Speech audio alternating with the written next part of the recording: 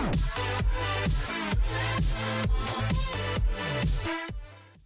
People कैसे हैं आप सब ठीक ठाक हैं। It's me Hamzain, you are watching HTX। Welcome back to the channel. उम्मीद करता हूँ अच्छे होंगे, खैर खैरियत से होंगे, एंजॉय कर रहे होंगे। और आजकल बड़ी ही अजीब अजीब न्यूज़ आ रही हैं। उनमें से एक थी पाकिस्तान के एक एयर बेस पे अटैक की। और हमारा जो प्रिंट मीडिया है या सोशल मीडिया है या फिर आप कह लें मेन स्ट्रीम मीडिया, उसमें तो यही चीज़ आ रही है कि जी 3 साइड से अटैक हुआ था और सक्सेसफुली उसको जो है ना न्यूट्रलाइज़ कर दिया गया उन टेररिस्ट को। और पहुंचने से पहले ही, मतलब एयर बेस के करीब पहुंचने से पहले ही उन्हें सर्विलेंस हो रही थी मुसलसल, तो उड़ा दिया गया। लेकिन अगर हम बात करें दाएं बाएं जो यूट्यूब पे जो कंटेंट मिलता है, तो वहाँ ये है कि पाकिस्तान के सबसे बड़े एयरबेस को उड़ा दिया गया। ये एक वीडियो हमें मिला तो हमने देखा कि ज़रा देखें तो सही क्या इसमें बात हो रही है और फैक्ट्स एंड फिगर के साथ अलाइन करती है कि नहीं। फिर हम कोई बात कर सकेंगे, क्योंकि मैं ये वीडियो 3 दिन बाद इसलिए बना रहा हूँ ताकि मुझे पता हो हमारे मीडिया ने क्या रिपोर्ट किया था और फिर मैं कोई एक कंपैरिजन कर सकूँ। शुरू करते हैं 3 2 1 एंड दहशतगर्दों की तुरबत में पाक बहरिया के एयरबेस PNS सिद्दीक पर हमले। और आखिर ऐसा कब तक चलेगा? ये तो शॉर्ट टर्म फैसले होते हैं, लॉन्ग टर्म चीज़ें नहीं होती हैं। वो दस्ती ये कर दिया, वो कर दिया, एक्शन ले लिया, ये देखें जी वो मुहिम चला दी, वो सोशल मीडिया पर खबर दे दी, उसको बोतल कर दिया, उसको निकाल दिया। फिर क्या होगा आगे? फिर उस तरह के वाक़यात पेश आते हैं। हमला हुआ है, तुर्बत इलाका है, उसका तुर्बत में आजकल बहुत एयरपोर्ट हो है, रहे हैं। उसके पास हेडक्वार्टर है नेवल, वहां पे ये अटैक हुआ। Pakistan's second largest naval air station PNS Siddiq in Turbat is under attack. जो वहां के लोकल्स बता रहे हैं कि ये तकरीबन 45 मिनट से ज्यादा काफी मतलब जिसे कहते हैं कि धमाकों की आवाजें भी आई। Dr. Jay Shankar, Minister for External Affairs of India, he was in Singapore very recently, I think 2-3 दिन पहले। और उन्होंने क्या कहा वहाँ पे? उन्होंने क्या कहा कहा? for Pakistan, they use terrorism as an instrument. हाँ, ये तो क्या हमने हुआ कवर किया और था। बेसिकली अभी ये हो क्या रहा है, गवादर में हो, तुर्बत में हो, जीवनी में हो, पसनी में हो, या फिर इस एरिया में जो साउदर्न बलूचिस्तान कहलाता है, हो क्या रहा है? BLA का मजीद ब्रिगेड इसकी रिस्पॉन्सिबिलिटी भी क्लेम कर रहा है। वो कह रहे कि आप लोगों ने, हमारा एक शहर था, हमारे रिसोर्सेज थे, हमारे बॉर्डर्स, वो हमारे साहिल थे और हमारे जो मछलियों का कारोबार था वो आपने दे के जो है ना चाइनीज़ को दे दिया। तो वो जब उनकी बातें नहीं मानी गई। तो फिर हेलो अटैक फ्रेंड्स, हुआ। जय हिंद। हिंदुस्तान स्पेशल में आपका स्वागत है दोस्तों। पाकिस्तान पर हमलों का सिलसिला थमने का नाम नहीं ले रहा।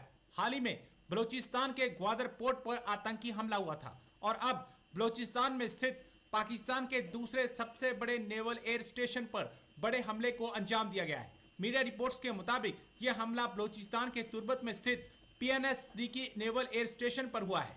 हथियारबंद लड़ाकों ने नौसेना के स्टेशन को निशाना बनाते हुए अटैक किया है।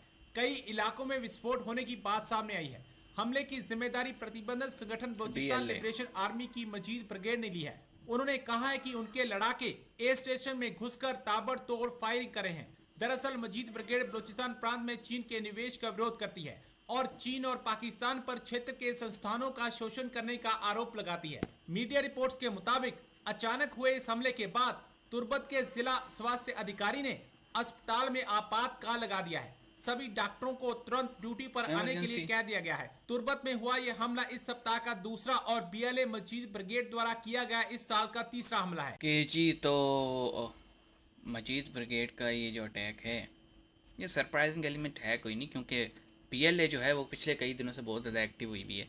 और फिर चाहे वो FC की पोस्टों पे हमला हो या फिर लेविस के ऊपर अटैक हो, इसी तरह गवादर में अटैक हुआ, गवादर एयरपोर्ट पे अटैक हुआ, PC गवादर पे अटैक हुआ, देन मच और उसके आसपास के एरियाज में वहाँ अटैक हुए।